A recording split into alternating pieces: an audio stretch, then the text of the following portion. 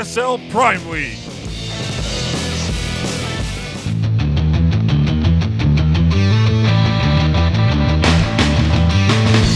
Ladies and gentlemen, welcome back to the ASL Prime League Season 5. We are here in the second match of the night. And we got another TVP for you, but it is different. At least one of the players are, and guess who? Here in the top left, representing Canada, it is the Blue Protoss player. Evil Geniuses, HuK.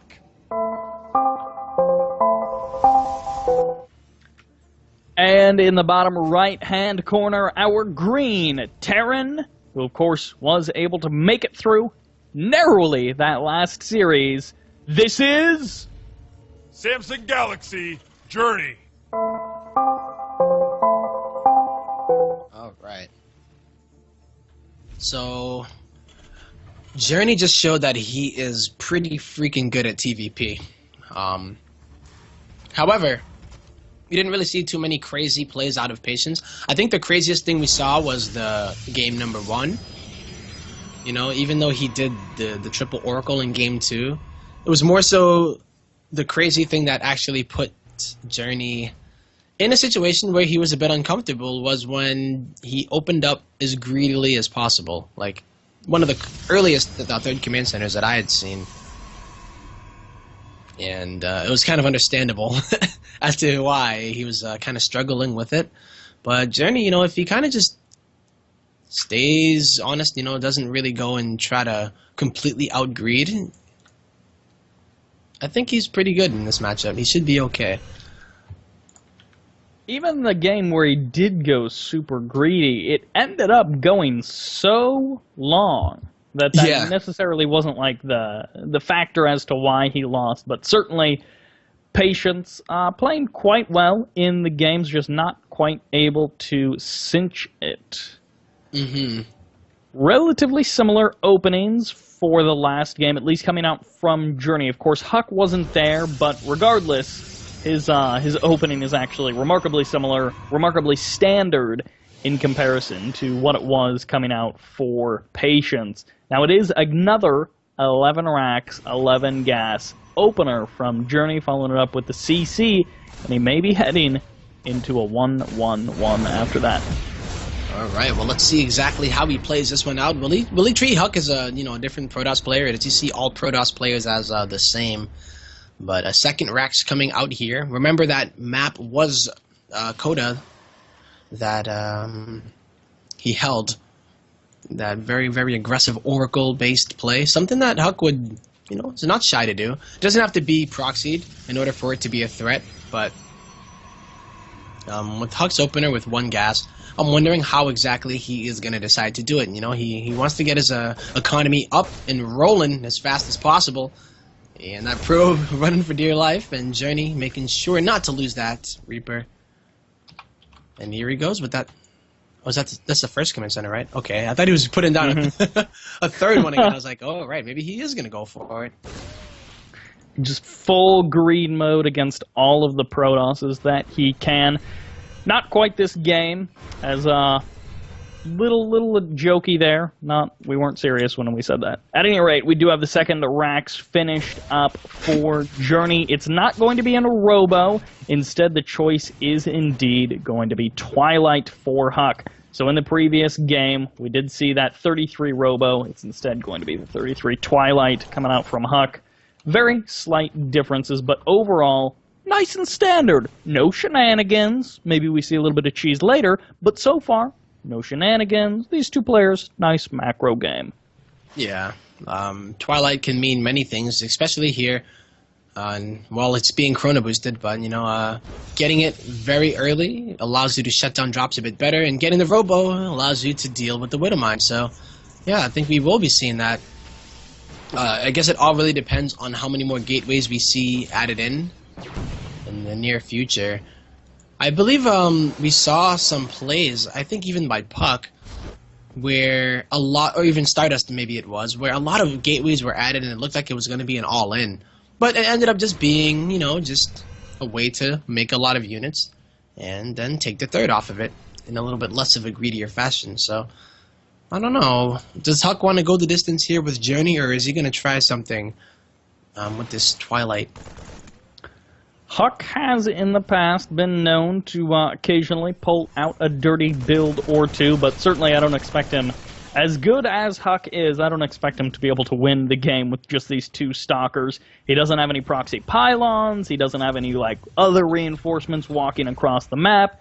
He's like, oh, you got a bunker? Oh, you got a bunch of Marines? Alright, I'll just go home. Yeah. Certainly no need to commit at this point. A little bit of intel going to be falling back, and of course, the kind of next piece of the puzzle that we're going to be looking for is, you know, is he going to be looking to take his third, or, well, he's starting to add on gateways. This isn't a crazy number just yet. Oh, we'll see it. It's 4 in total here. Adding on the Robo Bay as well, though. Yeah, and that's an important thing to note. Getting +1 armor while getting that blink, so... I mean, he has Blink for now, and I think we will see him go into a little bit of a later game. Even though he's adding 4 more gateways, he just doesn't want to die. Because this is the stage of the game where Journey is getting ready to get those drops going in. Yep, the medevacs are out here, Cybert. Yeah. It's going to get tested here. Wow, is he actually going to see this with the Observer? It's going to be close, but he will indeed miss it. Not by a whole lot, but... Oh, no, actually, if he was paying attention, he technically has the Stalker at the Watchtower, which did indeed see those medevacs. It was just for a moment. I don't know if he actually was looking. In this particular case, Journey going to be unloading where the third potentially could be taken, and then he is going to be stepping forward. He's going to kill that pylon nice and good. Yep, and that's going to supply block HuK, who only has 1 more pylon on the way. Going to need to add another one, and this is pretty crucial because the Colossi are en route. And he's going to want that to be non-stop production, so yeah, 4 pylons. HuK is taking that pretty seriously, does not want to lose any more pylons, as it looks like he was going to get ready to possibly take a third. But that Marine went... shot that probe right in the face in cold blood. Not even that nice of a thing to do. Not at all, you know? Like, the way the Journey's doing this right now, it's like not going into the main and just forcing out a photon overcharge even. He's just going around the map, getting what he can here. Very small engagements. A pylon here, a probe there. Potentially going to try to pick off a Stalker, and then the Stalker is too far away. So he's going to be settling for the rocks. Don't forget about the drop on the left side of the map. There is a medevac going to be heading in, and as we saw in the previous game, Widowmine's not always your friend as a Terran player. I think we've seen that in the past many times. Will Journey get better success with this drop than he had in the previous game? Probes not being pulled until almost the last moment there. They do get away in time. The only Widowmine that fires goes into the assimilator, and it doesn't even matter. Doesn't even do anything, yeah. So... HuK gonna go and dodge that, dealing with it nice, but he did have to photon overcharge. Stalker's getting caught on the right side, however, and the third of HuK has gone down, but the third of Journey is already done. It's an orbital, and it's gonna be landing very soon. And this is just gonna be Journey showing off his macro, and not really doing anything to, you know, like, tax HuK to the full extent that I've seen him potentially do it. Like, I know Journey can pull someone apart if he really wants to here. He's just kind of focusing on the macro. Doesn't want to lose medevacs to drops unnecessarily. And we'll see if he's able to, man. If HuK can keep up with it, then this would be really, really nice to see. Yeah, 3-base versus 3-base could be the name of the game for these fellows. There's a blink forward. Don't know that that was necessarily the best choice. He picks off 1 Marauder, I believe, for 1 Stalker. Going to be getting a couple of Marines as well, it looks like. Not a whole lot of losses for either side just yet. I mean, before the last minute or so, only 1 Stalker, 1 Worker, and 1 Observer had gone down for HuK. On the flip side, we do have the Templar Archives going to be coming down at the same time that there is this Zealot run by at the third of Journey, forcing away the SCVs, forcing a lot of lost mining time. Very annoying. Yeah, charge is already done, by the way, so those Zealots are definitely a threat every time that they do go into that mineral line, and HuK is pretty good right now. He's on 70 probes. He has his third base up and running, and he's adding additional gateways. So I think he's doing pretty okay for himself at the moment. He's just going to be up to this defense right now, as he is backed into a corner. Photon Overcharge is going to go down. Oh, Here it comes. Vikings getting some nice shots off on the first Colossi. It does go down. 3 more do still stand. Journey, as you mentioned, getting beaten back a bit by that Photon Overcharge, but now HuK starting to power up his macro. We got Storm on the way. The +3 armor will be done in a little while, but also the additional gateways. 2 have finished up, and he's got 2 more on the way. You know what else is on the way here, Cybert? A lot of SCVs fed up with bringing minerals to and fro, Oh, back man. and forth. There are no other additional upgrades here. There are a few ghosts in this composition as well. I believe it is that 3 ghost addition. And now HuK is going to have to deal with this. How many force fields does he have? He has 2 sentries that do have full energy here, but his natural is completely empty here. A lot of this is going to be coming down to the positioning and the splash damage because, of course, if Zealots can kind of hold the position and allow the Colossi to do their work, then this would be absolutely fantastic. However, Journey hasn't been able to commit to any engagement just yet. 2 Stalkers step down. They get eliminated. The Mothership Core also gets taken out. Those probes pulled off the line to engage with SCVs and fisticuffs while Zealots stepping on forward, trying to get on top of that stemmed vial, but some minor stutter stepping back is going to be enough to save them for now. Colossi completely gone, only Stalkers and an overwhelming number of bios. 70 army supply up. Wow. Journey is smashing through the defense of HuK. Absolutely going to just obliterate, annihilate everything that HuK has, even landing the Vikings, and just a little bit of, not a little bit, but a lot of bit of Terran left over that HuK just can't deal with. Even Stalkers walking to their doom.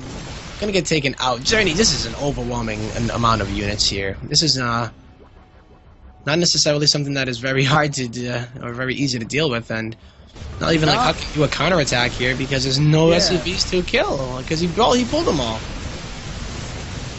HuK, I guess his Storm is done, so if he had Templar with energy, he could maybe get game-winning Storms. I'm not exactly sure what the plan Reno is here for HuK. A pretty nice Storm, as there are medevacs that are basically out of energy to try to revive this army, but these reinforcements have the majority of their HP. Another Nexus goes down. Probes getting killed off one by one into the 40-50 probes killed in the last minute as Archon's trying to deal with this. GG! Journey with that SCV pull, going all or nothing with that one. Everybody, welcome back here as we jump into game number 2 of the second series of the night. We have a Protoss, we have a Terran. If this guy is able to win it, he will advance first place in this group. He's red, he's Terran, he's on a hot streak. It is Samsung Galaxy Journey. While in the bottom right-hand corner, he's the Protoss Hope of this series. He is the North American Hope, potentially in all of ASL. We do have the blue Protoss. Evil Geniuses HuK. You made a mention of one interesting little, I guess, factoid, you could say. Journey is on a bit of a hot streak. He lost game number 1 versus Patience, and then games 2 and 3, Patience did indeed drop those to Journey. So technically, Journey right now is on a 3-win streak, potentially going into a 4-win streak. I mean, well, that's why he turned to red. You know, he was orange before because he was just warming up. Now he's on fire, man. He's red. He's ready to go. He is ready to go. And you may have something there. I wonder how he will play. I mean, like last game, I was talking about him like he's playing so conservatively, and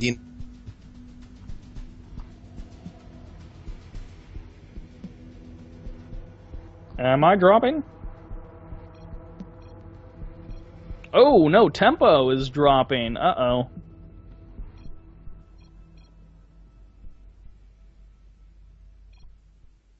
Hopefully, tempo is able to reconnect before anything goes too wrong. He's got himself another couple of seconds, approximately 30 of them. Tempo, give us a holler if you are here. We would love to have you.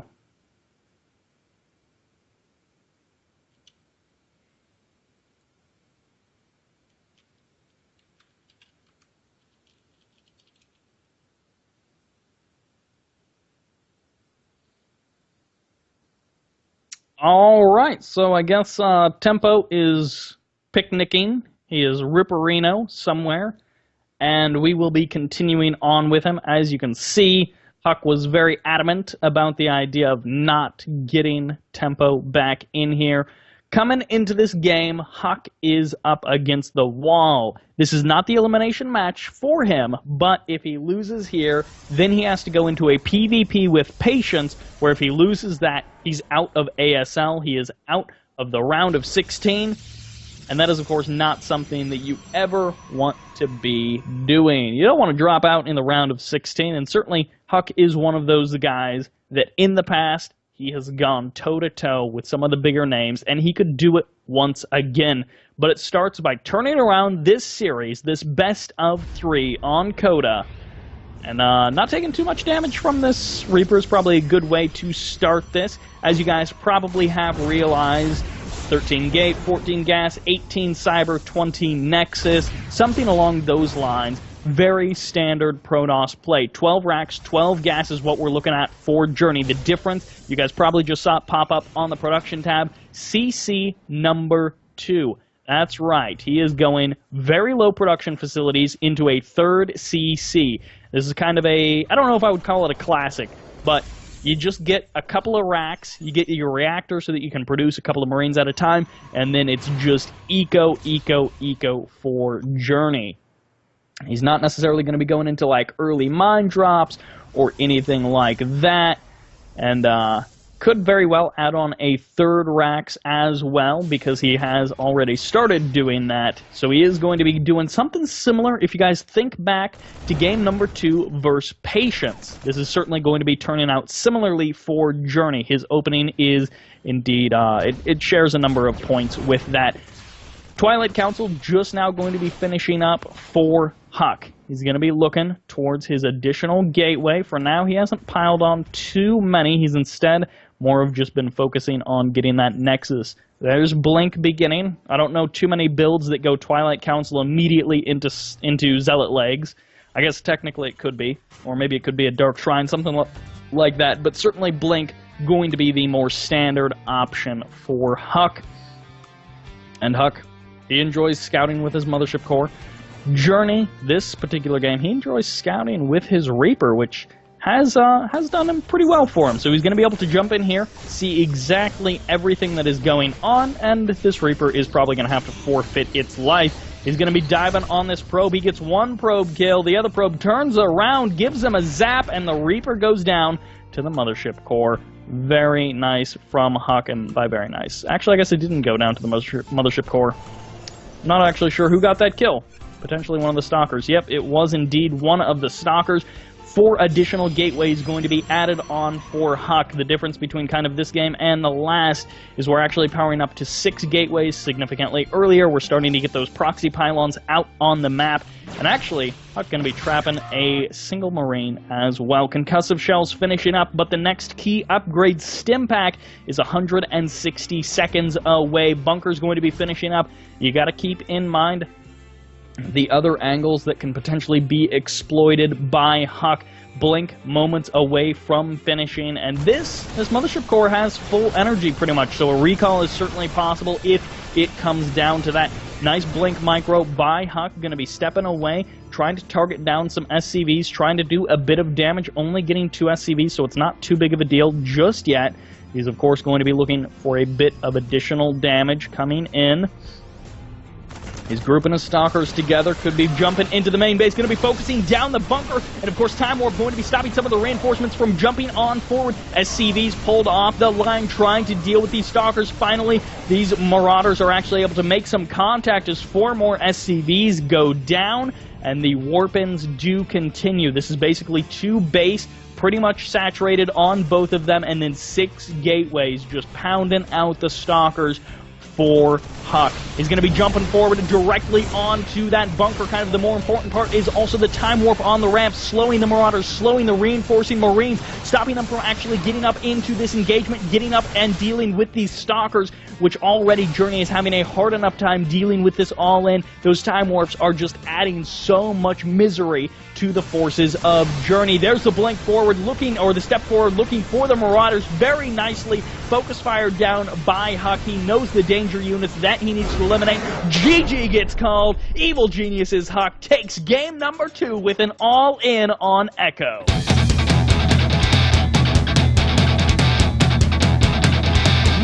Say Terran form, because certainly this has been a map where we've seen some serious Terran victories. In the bottom right-hand corner, we have the man who is not a Terran. He is the North American representative. This is... Dead Pixels, patience. Evil Geniuses, HuK. While in the top left-hand corner, we do indeed have our red-hot Terran player. He is looking to close this series out with another win here so he can advance out in first place. This is... Samsung Galaxy, Journey.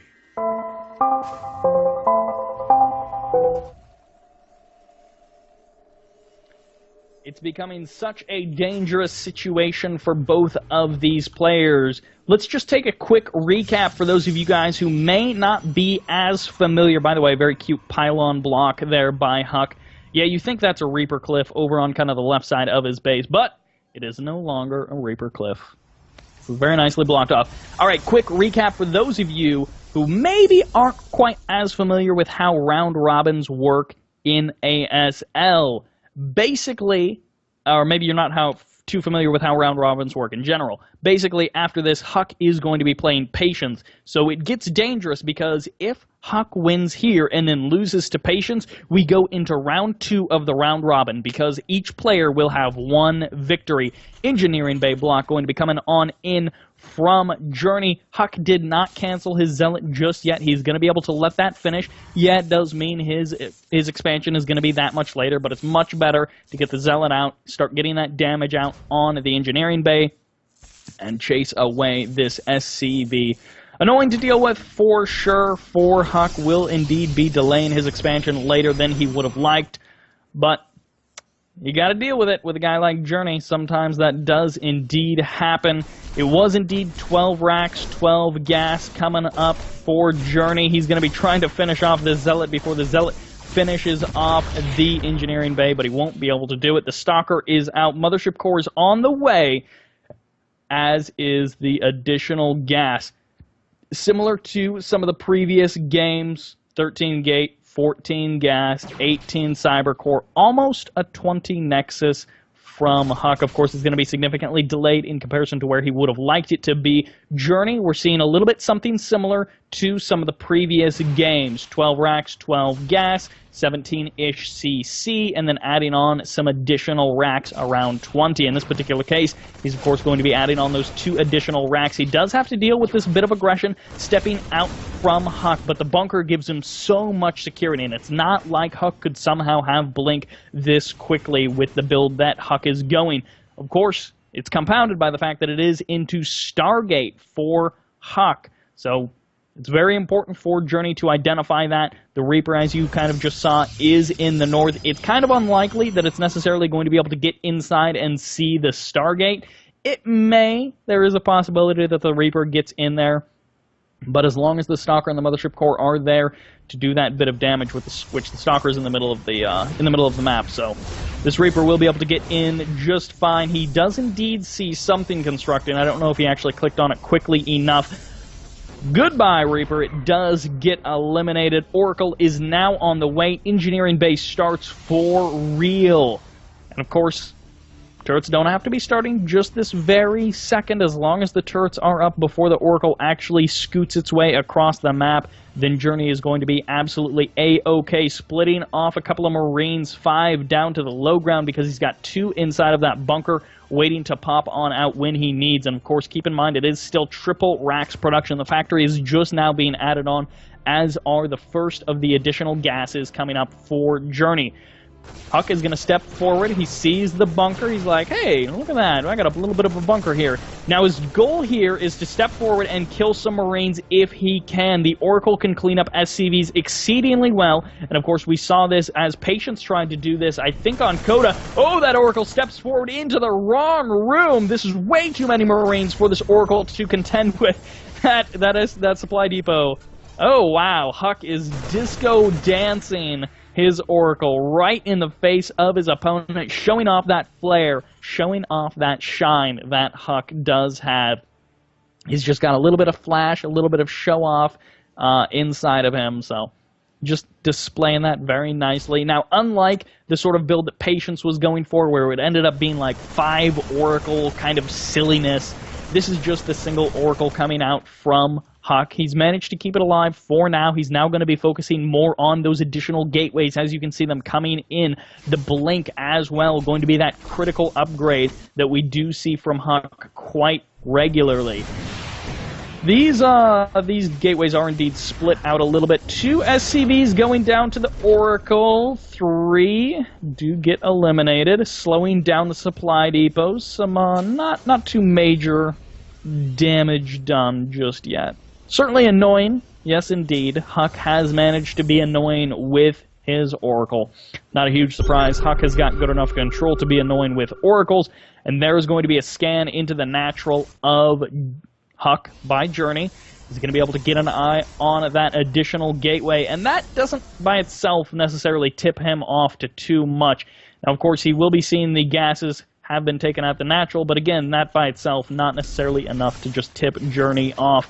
Of course, Journey doesn't necessarily know how many total gateways there are. 2 more SCV kills by that Oracle, and the proxy pylon by HuK is being established.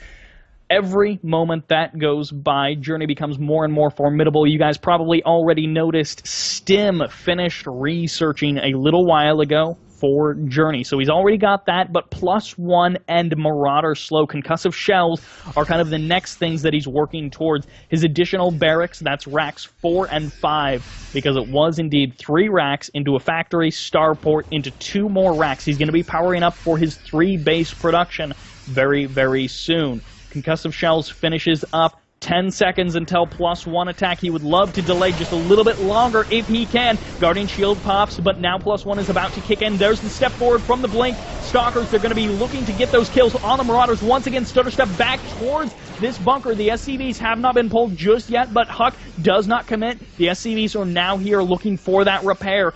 And HuK, he's going for the +1 armor as well. That does indeed mean that he won't have quite as many units, but as long as he's already spent the resources, now everything else, he can commit to the Warpins. There's force fields on top of the bunkers, trying to stop the SCVs from repairing. This is still a fair amount of stemmed bio here, but the force fields are doing such a good job zoning away that stemmed bio and allowing HuK to actually get away with doing some damage. 6 SCVs have been eliminated, but keep in mind, this is still the power of double mule. It's not triple mule or anything like that. At least not just yet, as HuK is losing so many Stalkers now. 14 have been eliminated. Almost as many Stalkers have gone down as the total number of SCVs that have been eliminated. HuK is going to try to utilize his Blink Micro to make his Stalkers that much more effective, but 3 more Stalkers do get eliminated, trying to focus down the freshly warped in ones as the Blink Micro is pretty good. Oh, 2 Widow Mines getting almost some massive hits, but it actually was a nice escape by HuK to just negate that damage. He's now starting to pick apart this small amount of bio. The Micro is nice from Journey. It's going to be enough. He was picking up several Marauders, a couple of different medevacs, trying to just utilize as many hit points as possible. 2 Widow Mines load up into a medevac on full HP, but low on energy, and it's going to be split off towards the main base of HuK. Combat shields finishing up, +1 armor about to complete for our Protoss player, but can he potentially deal with those Widow Mines? It could be some sort of game-ending push from, or not even really a push, just a drop coming in from Journey. HuK needs to pull back potentially. He doesn't necessarily have as much defense back at home as he would like. This mineral line is ripe for the taking. Is HuK paying attention? He pulls the probe. There's the photon overcharge. He is safe. Very nice. 2 probe kills, certainly not what Journey would have liked. And actually, Journey is going to lose the medevac. HuK very nicely caught that. A little bit out of position, but he's going to have to try to pull probes again to try to get away from those. Whoa, that was actually 12 probe kills. Did indeed miss that, but unfortunately for HuK, he's got bigger things to worry about as this stem bio, again, is pushing it towards him. This is enough medevacs to keep that bio healed up, nice and healthy. As that second drop, significantly more important. The second Widow Mine drop, that is significantly more important for Journey, doing that additional probe damage. Down to 42 probes is HuK. He's only sitting on the 2 bases, so it's not too bad. Baits out the Widow Mine. The blink does indeed keep it from doing any real damage. Very nice control from HuK throughout the majority of this game. There's the big stem forward, pushing in towards this natural photon overcharge. Going to be just pretty much expiring right there, as I think it was just barely still around. And there indeed is going to be a lot of stemmed bio trying to get on top of these stalkers and trying to actually deal out that damage. There's once again another sentry going down as this stem bio seemingly has no answer from HuK. GG gets called. Journey advances out in first place out of Group B from ASL Prime, round of 16. We will see him in the top 8 in just a little while. Thanks for watching the video. Please subscribe to support the ASL by hitting the button now.